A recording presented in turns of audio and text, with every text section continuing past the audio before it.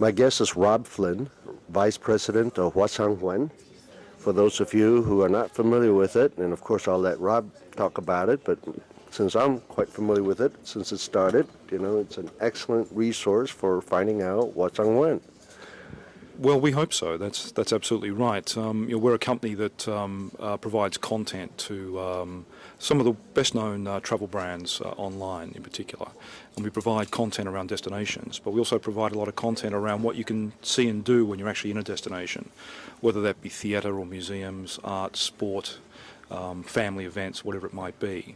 And over the years, there's been a greater requirement on a lot of travel sites for content of that kind, because more and more people are planning their holidays not just around the beach or the shopping trip, but about what else they can do, what other experiences they can have while they're in a place. And often, somebody will go to New York or London or Paris and come home having missed something that was on while they were there.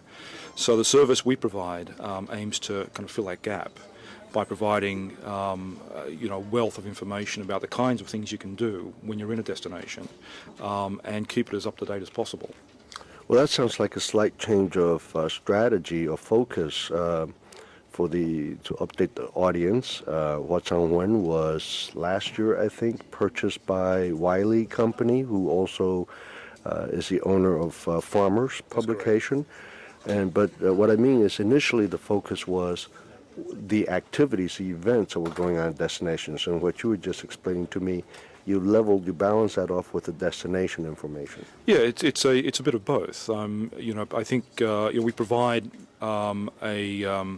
we've always provided information about those activities and events that are happening. But over a period of time, we found that the British Museum is an interesting place to visit, whether or not there's a special exhibition on, as are many of the other points of interest. So, the content that we provide grew and developed, and we found there was as much interest in visiting a place if there wasn't a special event on it as if there was. So, we now have a much broader range of content that covers shopping, attractions, dining, all the kinds of activities that people want to participate in. And really, it's about experience, because I think the travel industry is very much focused on product, but travellers, tourists, holidaymakers are interested in experiences.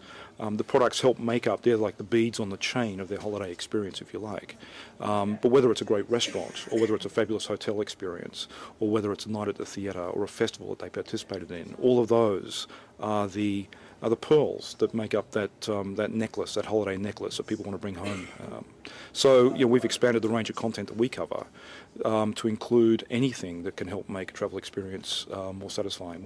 And to what degree are you doing things together with Farmers and the other publications and Wiley's publications? Yeah, in fact we got to know Farmers a couple of years before we were acquired by the parent company, so we got to work with each other quite closely on a couple of different projects. And it's a good fit for us because Farmers have great broad destination content, and we have the kind of the up-to-minute activities and events content. So to a certain extent, it's a marriage made in heaven. They're very strong in the US. We're much stronger in the UK and Europe. So there's good synergies there for us as well. We are now able to offer a pretty comprehensive set of destination content to pretty much anywhere in the globe, using the resources of both organizations. So it's worked out pretty well.